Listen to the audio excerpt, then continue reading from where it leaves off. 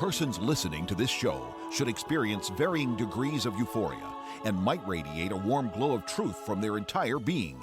This phenomenon sometimes lasts hours after a typical brain massage. If you are listening with another lights-on listener and they begin to glow, don't be concerned. This is a phenomenon normally associated with Pastor Scheidbach's patented brain massage technique and merely means the truth has set them free. The devil beware. Pastor Scheidbach is on the air. Hello, I'm Dr. Scheidbach, pastor at the Lighthouse Baptist Church in Santa Maria, California. And your brain masseur, get ready for your brain massage. The battle for America is on. On behalf of the Lighthouse Baptist Church, I extend to you the red carpet. Come on by and visit with us. And I hope to see you during the holidays. We all think of home during this time of year. You can almost smell the memories in the air and see reminders everywhere. And they all point to home. I remember walking up the path to Grandma's house in Georgia, the strong fragrance of pine and earth. And as I approached the old house, the distinct aroma of hot berry pie stirred expectations of some really good things to come. You know, the soul and spirit of a man needs a home. The distinct fragrances of the Word of God, the Word of Truth, leads the soul to its home. Lighthouse Baptist Church is inviting you to come home for the holidays, where the hearths of our hearts are warm with the love of God, where truth is welcome, where, like Julie found, you'll be surrounded with faces smiling with the joy of the Lord that share your values and your beliefs, where God-fearing patriotism is still alive and well, where prayer is first because God and His kingdom are first, where burdens are lifted, where friends are true. Come on home for the holidays. See you in church. Happy Thanksgiving. I went into the archives to find some of the shows that I produced after Trump's first win in 2016. We were then concerned about election fraud, especially here in California, even back then and before coming into that election. Well, our concerns about election fraud boiled over in 2020 and in 2024. The America bashing has been going on for a long time. I mean, from within our country by Americans. Marxist communism was becoming increasingly popular in European academia and began filtering into American higher education in the 50s during the Red Scare. Now, this does not mean there were even many teachers in America teaching Marxism in our schools. It does mean there was an underground movement of Marxist agitators working through youth groups outside the school, our schools, and they were recruiting within our schools, recruiting students into the Marxist persuasion. And this was going on with the passive encouragement and support of some teachers who were, or shall we call them, fellow travelers, Marxist sympathizers, but not card-carrying communists.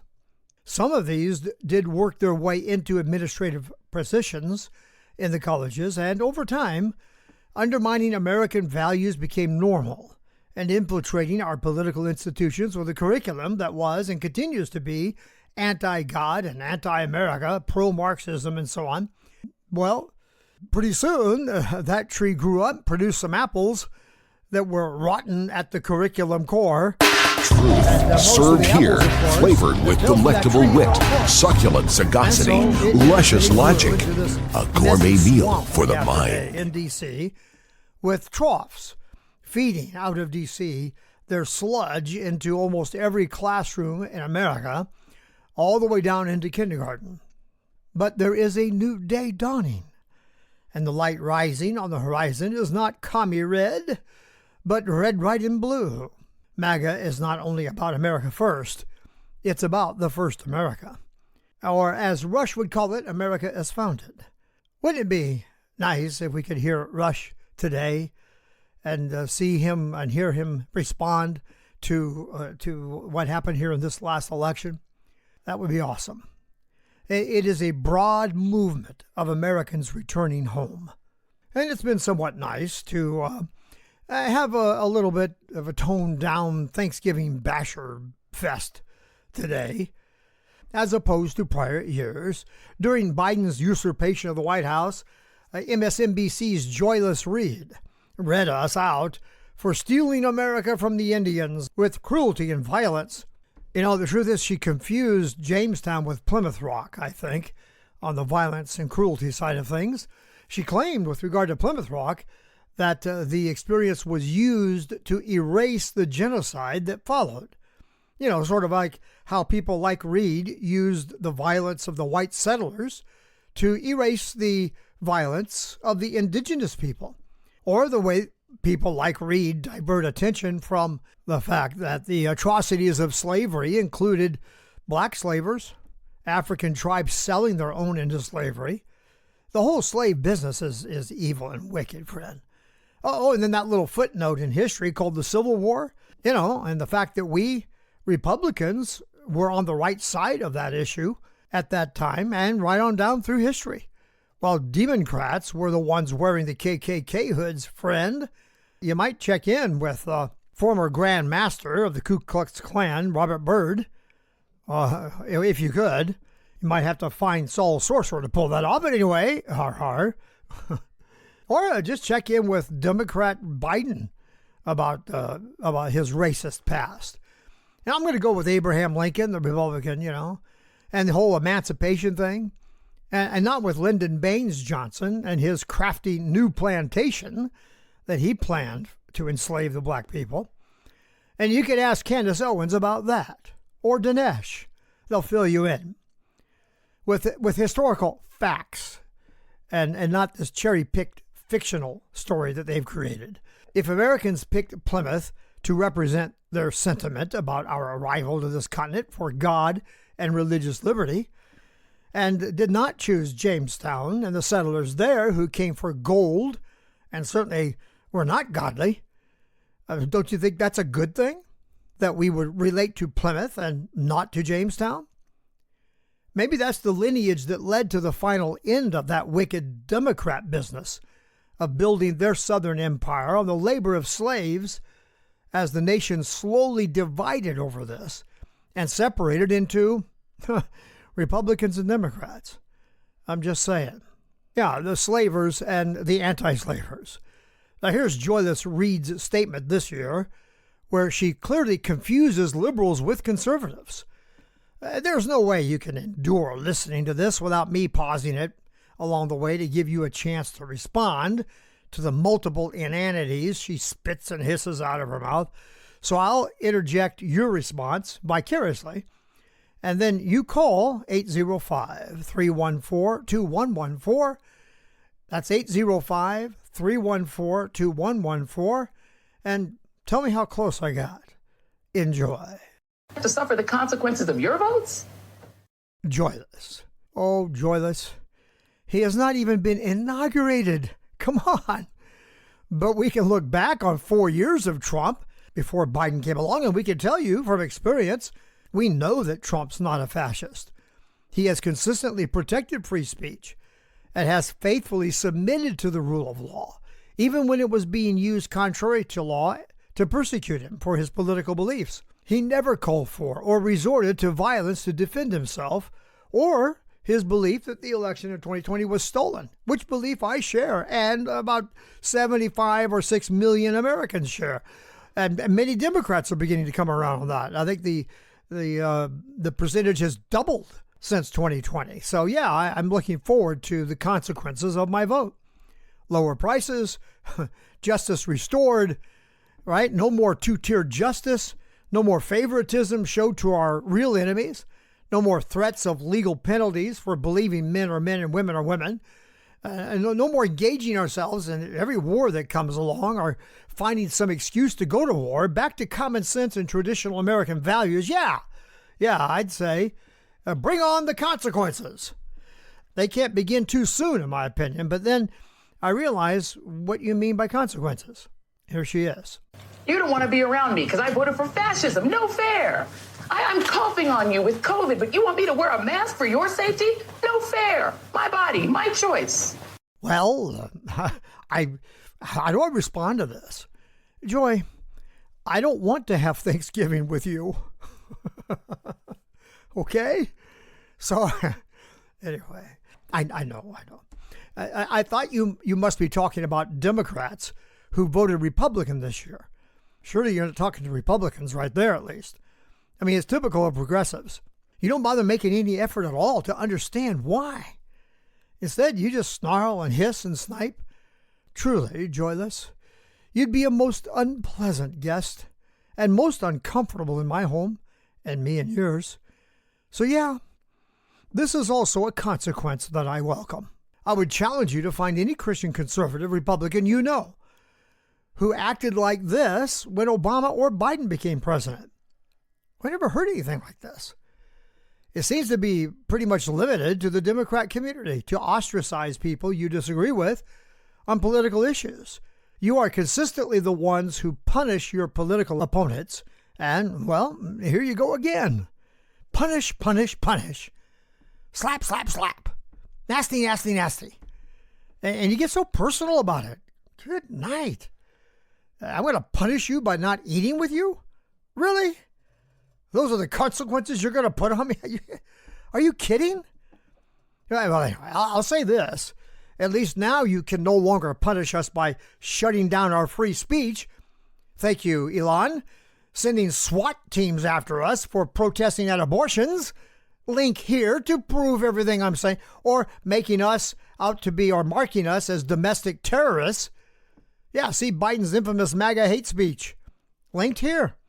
In which, according to Wall Street Journal, he cited retired Judge Michael Luttig, an informal advisor to Mike Pence, which tells you a lot, that Trump and his allies are a, quote, clear and present danger, end quote. Now, friend, do you understand the legal implications of that language? That's a clear and present target slapped on the back of every MAGA American that screams domestic terrorist. It's the equivalent of the yellow armband branding Hitler's political and social enemies. And don't forget the bit about sending us to re-education camps. What? Jerry? Come on, are you kidding? No, sadly I'm not. Read this article posted here in my notes about Democrat Paula Collins, who ran for Congress to represent New York's 21st District. She literally called for Trump supporters to be sent to a re-education camp, quote unquote, to stop what she called a, quote, MAGA nightmare, end quote. And by the way, she's not the only one. And as for the coughing on you with COVID thing, really? Really, who did that? Name the MAGA American who coughed on you while he or she was suffering the Fauci GOF disease. Now, look, the reasons many Americans refuse to wear that mask are laid out clearly in my book, Let My People Breathe.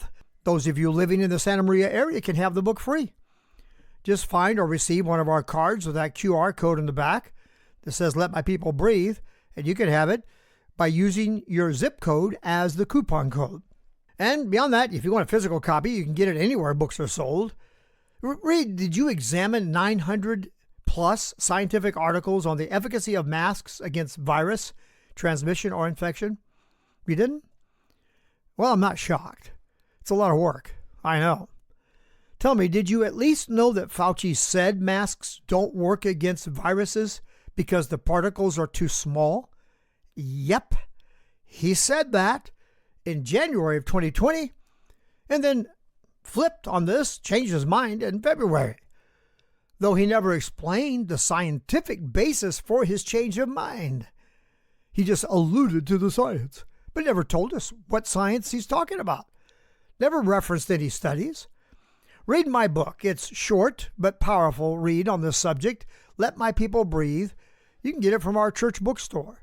And you'll get a price on BaptistLighthouse.org that will be a break from just about anywhere else you can buy it. Let's send one to Joy, shall we? But it appears here that Joy is not directing these comments to Democrats who voted Trump. In that case, I can guarantee, Ms. Reid, that no MAGA American is at all concerned about your threat to not eat with them or any of your liberal friends. So again, it is a consequence you threaten against us for voting for Trump that we welcome. And then she goes on. Well, here's an alternative thought. Make your own dinner, MAGA. Make your own sandwiches. Wipe your own tears. Troll amongst yourselves with Elon and leave us alone. This is just weird. I have to ask my listeners, are any of you trolling Joyless? Or any of these people? Really?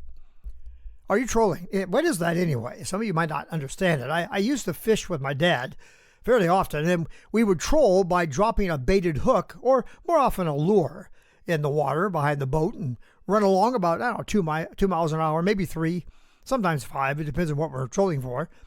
So is anyone trying to bait a liberal to snare them in some argument or something? Are you doing that? I doubt it. But if you are, back off. I get these trolls trying to sucker me into an argument about something all the time. I've got a lot of social media presence and podcasts and all that kind of stuff. And so, yeah, I get a lot of this. I don't think I have ever spent a single moment whining about somebody trying to troll me. I just respond, usually kindly. I would never say to any of them, leave me alone. You don't bother me. Why does it bother you, Reid? I mean, really, girl, it's pathetic, right? I don't know if you care about my feedback. You probably don't. But tell me, brain massage lights on, friends. Am I speaking your mind here? Call 805-314-2114 and let me know. And then this what? Make your own dinner, MAGA? Wow, is that supposed to be some big threat? Make your own sandwich? I don't get, she said this with such a serious tone. Maybe it's a cultural thing. I don't know. I just don't get it. Do conservatives regularly depend on you to make their sandwiches? I mean, it's bizarre. It's so disconnected from anything in my real world. Well, what is her anticipated response to this? Oh no, help us. We have to make our own dinner. Oh no, we'll have to make our own sandwiches. I mean, I can't relate to this at all. What does she envision to be our response to that? Now what am I going to do? I have to make my own dinner? And even worse, make my own sandwiches? I am so glad this is all they have left. I mean, they used to be able to threaten us with education camps. Now this is the best they can throw at us. Make your own dinner. Make your own sandwiches. Yeah, that'll get us. Okay, more Reid. You got your heart's desire, the president you dreamed of, and worship instead of Jesus. Oh, my goodness. Oh, Joy. Listen, really? Do you really believe MAGA Americans worship Trump? Oh, I wish you, Joy, would do what I do and present a footnote or at least some reference to support such an outlandish statement. You know, like this article from Investors Business Daily, reporting that a lesson plan for third graders teaches these youngsters that Obama is the Messiah that we've all been waiting for. Yeah, that was included in a controversial federal education initiative, quote unquote, for third graders in American public schools. A comedian and an actor, Jamie Foxx, speaking to a, quote, wildly cheering crowd, end quote, said, "First of all, give honor to God and our Lord and Savior, Barack Obama," end quote. Okay, he's a comedian. He's making a joke. Is that a joke any conservative would laugh at? I mean, if you don't say no, you don't know us. This sentiment, according to Investors Business Daily, is, quote, creeping into lesson plans and reading materials being created under the guise of the platform for nationalized education known as Common Core, end quote. Yeah, back then, during Obama. And this article adds, one new lesson teaches our children that Obama is indeed the Messiah. And it's all footnoted here. You can see it and read it for yourself. Joy, do you remember the Obama rallies? Politico reported, quote, messianic rhetoric infuses Obama rallies, end quote.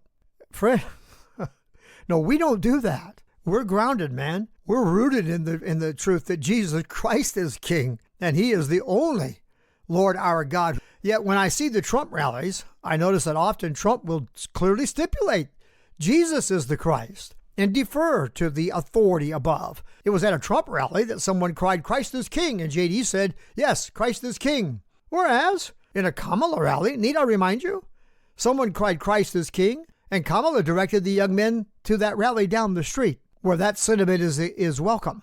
Everyone knows which party welcomes the true Messiah, Joy. You need to catch up here. Let's continue with Joy's rant. And this time, you didn't even have to storm the Capitol, smash the windows, or try to kill police officers or issue death threats to poll workers. See? You did it just by voting this time. Congrats. Well, I don't know. Thank you. Joy. You are in for 4 years of disappointment and despair. When the truth about J6 comes out, I don't, you're going to need help. I'll come back to this statement that you made, and I promise to feed it to you gently, because you're going to eat these words. And when the truth about 2020 finally breaks through the barrier of the delusions the Democrats have erected as a barrier to the truth, well, I'll be there for you to help you ease back into reality. We've been praying and calling on our fellow conservative warriors to restore the ballot box model revolution. I mean, I go back, way before Obama, warning about the polarization of our culture and how we must be careful we don't descend into bullet box revolution. In all my years, I've only seen this twice, that is ballot box revolution. I've only seen it twice where it was polarized to the degree we see it today. Once was the Reagan Revolution in 1980, inaugurated in 1981. And the second was November 5, 2024, the MAGA Revolution. And by the way, did you notice we do not call it the Trump Revolution? Have you caught that, Joy? It's called the MAGA Revolution. You see, it's like I said, no great movement can be launched without a great man at the helm. But no great movement continues beyond its founder until that movement grows bigger than the man. The MAGA movement is already larger than Trump. No great movement continues long after its founder passes unless it grows bigger than its founder. MAGA is going to be around for a long time. So back to Joy. You got your way. And he even got away with breaking the law. Yay. But if you expect the 73 million who voted for the prosecutor, not the felon, and particularly the 92% of black women who voted for Kamala to give you a cookie for your vote, a trophy, a hug, a high five, you might be asking too much. If we want to eat with you, we will. But if we just want some peace over the holidays and we don't want to put up with your trolling while we eat our tofurkey, get over it. Stop acting like we owe you. And for God's sakes, stop whining. It's embarrassing. Our Thanksgiving. Our choice. Okay, that's a long one, but let's break this down for you, and we'll wrap up this segment. We got our way. Okay, what we got was a restoration of the American way, and yeah, that is our way, and we're glad we got it. As for 73 million votes for Kamala, get ready for another disappointment, Joy. We are already asking where 10 million Biden votes evaporated to. You understand? Biden's poll numbers are actually probably more reflective of the division of the American population right now. And it's really about 35% that would be diehard supporters of the Democrat Party. So wait for it, folks. We've got a lot to do in the coming years, and it will take a while to get to this, I'm sure. But MAGA Americans are smart, and they know that fair, transparent, and legal elections are absolutely critical to preserving our republic and our liberties. So we're not going to let this election fraud thing go on, and we're not going to ignore what happened. And the whole 92% of black women voting for Kamala thing, I doubt that, seriously. But the real news is that the Democrats completely alienated men of every color. But now on this next point, I don't think there's going to be any debate. Nobody's asking for cookies. Joy, I'm really serious. We're not disappointed that we don't get to have a cookie. It's okay. You can keep your cookies. Okay, Joy? Totally not interested in your trophies either. Maybe you're not paying attention to the declining interest among Americans and all your Oscars and Grammys and Golden Globes. At this point, we're just change the channel. I think, however, it is telling what hypocrites you've become, that you won't even allow us a participation trophy for participating in the greatest comeback in the history of politics. Trump's win is our trophy. Joy, keep yours, please. But really, Joy, you're the one who needs a hug. And you're the one in desperate need of something to inspire a high five feeling. But offering you any hope of something like that developing anytime in your near future, I think it is asking too much. Now, I don't know if anyone's trolling you, but if I come across some, I'll pass it on that it's really annoying you because it distracts you from enjoying your tofurkey. Personally, I think we would be doing you a favor to pull you away from your political slavery to vegan tofurkey. But that's my opinion. I don't think you share that. And I guess it is a matter of taste, after all. You are free to yield up your divine right to the dominion, or to use that right as you please. So by all means, go vegan. Go, girl. Right? Did I do that right? Did I do an effective Kamala? Did I cop the accent? Oh, my soul. As for anyone acting like you owe us anything, well, the fact is you do. I mean, if by you, I mean the deep state establishment swamp creatures who oozed out of the swamp with something you might liken to the blob that has been creeping over our country, devouring the Constitution and our liberties, you owe us plenty, and we will collect, and we will do so through proper legal judgment exercised against evildoers in order to reclaim justice for American citizens, all American citizens. No more two-tiered nonsense, including for you, by the way, Joy. As for your request that we stop whining, really, Joy, I think the only place MAGA Americans are whining in your world right now would be in your dreams. We're way too happy to be spending any time whining about you. I don't know. A friendly effort in a jocular fashion to say to you, Joy, lighten up. Get a life. Please. Because here we are once again, the libs projecting. You're projecting your whining onto us. And finally, your sign off. Our Thanksgiving, our choice. Wow. Said with such defiance. Have your Thanksgiving. Have it. Be happy. Somehow, enjoy your tofurkey. But you're right. Your Thanksgiving isn't what we traditionally celebrate in America, is it? And we are turning back to our original foundational principles, and our traditional holidays will take on a more traditional meaning and significance for us. We haven't been listening to your nonsense about a day of indigenous people mourning anyway. None of us has. We know better. Remember, Joy, you're not supposed to be joyful on Thanksgiving. Your Thanksgiving is about mourning. It's about pain and misery. It's about America last and America bad and America evil. And we must turn the joyous occasion of our earliest settlers into a day of shame and infamy. That's your Thanksgiving. That's not mine. So your Thanksgiving is your choice. And my Thanksgiving apparently is not your choice. This is MAGA Thanksgiving, my friend. And you are welcome to join us in the celebration. You are also welcome to crawl depressed into your hovels and put a sign on your doors, "No MAGA Americans allowed." Scream it as loud as you want. That's fine. We're going to say, okay, we're not going to try to shut you down, remove you from Twitter, remove you from Facebook. We're not going to whine about you trolling us. We're going to go now and enjoy our steaks and turkeys and pumpkin pies and come on home for the holidays. See you in church.